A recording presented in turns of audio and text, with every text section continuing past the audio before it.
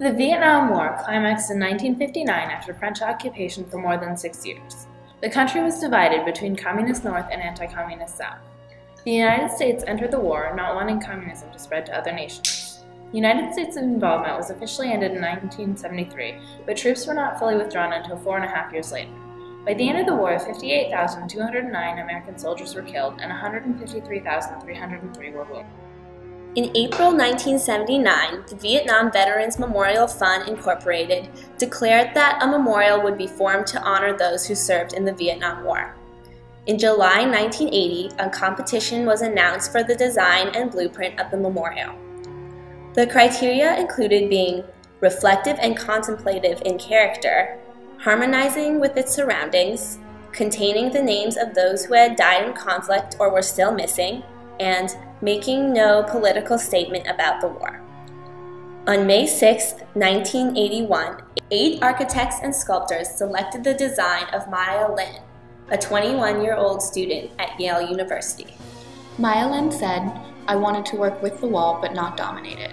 I had an impulse to cut open the earth, an initial violence that in time would heal. The grass would grow back, but the cut would remain." Her simplistic design, which asked viewers to draw personal conclusions about the war, brought about much controversy. The memorial was criticized for everything from architectural structure to color contrast. President Reagan's Secretary of Interior, James Watt, originally refused a permit to build the memorial due to public outcry.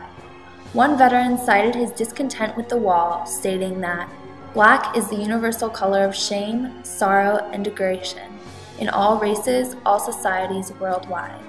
Others thought the memorial resembled a tombstone, with only names and dates present, but no tangible connection. Since the construction of the wall, 4 additions have been added to the memorial. A flagpole stands on the west side and states what the soldiers were fighting for. A bronze, life-size statue of 3 soldiers, designed by Frederick Hart, stands at the entrance to the wall. 1 soldier African American, 1 Caucasian, and 1 Latino represent the wide variety of men who served. In a later year, Glenna Goodacre designed the Vietnam Women's Memorial Statue, which recognizes the women who served as nurses during the war. 8 trees also encircle the statue in remembrance of the 8 women whose names are listed on the wall. Most recently, a plaque honoring those who died as a result of, but not during, the war was added. The Vietnam Veterans Memorial presents a strong emotional argument for all who view it. More than 58,175 names are listed on the wall in the order that the soldiers died or, quote, "were taken from us." Sections of the wall remain blank, as new names are added each Memorial Day if new information has been found. Only these names and the dates these soldiers died are written on the memorial so as not to distract from the tragedy that was their death. The written text on the wall is small, emphasizing the vast number of people who died. Next to each name is a symbol. A diamond represents a soldier killed in action, and a cross represents a soldier missing in action. If a soldier previously missing was found dead, the cross would be changed into a diamond. If a missing soldier was found alive, a circle would be inscribed around the cross. There are no circles on the Vietnam Memorial. The black granite in which the wall was constructed is reflective, allowing viewers to see themselves in the names of those who were killed. The memorial appeals to pathos as it evokes an extremely overwhelming sense of loss and mourning. Both abstract and representational, the memorial includes the wall itself and 3 additional statues. The wall is abstract, leaving the appeal up to the viewer, while its purpose is representational of those who died. The question of the Vietnam Veterans Memorial's effectiveness is answered by the apparent generation gap. Those who lived during wartime seem to be more emotionally impacted than those younger generations who are just viewing the wall as a mere historical site. This was demonstrated through interviews from the memorial. Upon requesting to interview 4 veterans of the war, they respectfully declined, stating, "It's hard enough for me to even look at the wall. I don't think I can talk about it yet." In stark contrast, a teenage girl from Lincoln, Nebraska showed much less emotion. Do you know anything about the wall? Not really. Do you have any family members on the wall? Not that I know of. Does it affect you in any way, or is it just kind of here? It's just kind of here. 2 teenage boys, also from Lincoln, Nebraska, shared a similar reaction. However, they seemed to recognize that the veterans on the wall deserve respect. The Vietnam Veterans Memorial has withstood the test of time with approximately 2.4 million people visiting the memorial each year. However, over the past 39 years, the effectiveness of the memorial seems to have changed for many viewers. From our interviews, we gathered that the memorial resonates best with those who were alive during the war. Many of these people served or knew people who served and therefore have distinct memories correlating to the war. This makes the experience of seeing the memorial much more emotional, and these people tended to appreciate the simplicity in the names on the wall. Over time, as the generation of the war has grown old, many younger viewers have trouble envisioning the war behind the names.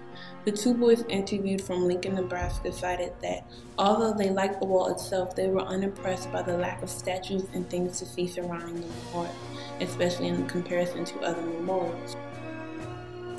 A few interesting customs have been generated in response to the Vietnam Memorial. From an information booth of a park ranger, one can acquire a piece of plain paper labeled with the memorial's information. The back of the paper explains how to locate a name on the wall and has places to write the wall panel and line number. At the entrance of the memorial are various directories that hold the name, rank, birth and death years, and birthplace of all the men and women listed on the wall. These names are in alphabetical order and also show where on the wall a name can be found. After locating a name, many visitors of the memorial take the plain paper and make a rubbing of a name on the wall. Another practice at the memorial is the act of leaving items along the wall. On any given day, new items are placed near the names of loved ones as people pass through. Letters, flowers, badges, and other tokens are left in memory or appreciation of those who served. Within the next few years, a new museum will be added to the memorial to house the various items that have been left along the wall. The Vietnam Veterans Memorial has been a place of reflection for millions of people over the past 40 years. Over time, it has become more than just a wall, leaving a mark on each who views it. It is more personal than other memorials, inviting viewers to contemplate and remember. The question remains, will the wall stand the test of time, or will the grass heal the wound of a nation?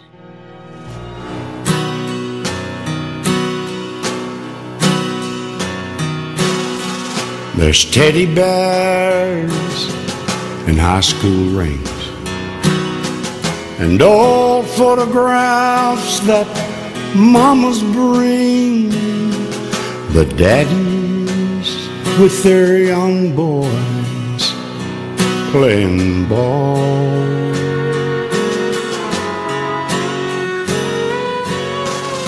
There's combat boots that he used to wear when he was sent over there.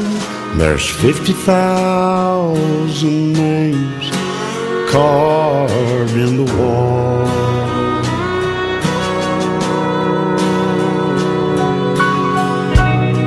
There's cigarettes and there's cans of beer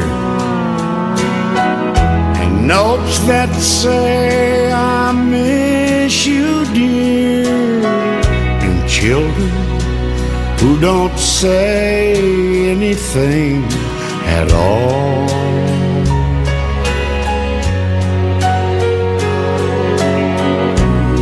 There's purple hearts and packs of gum, fatherless daughters and fatherless sons, and there's 50,000 names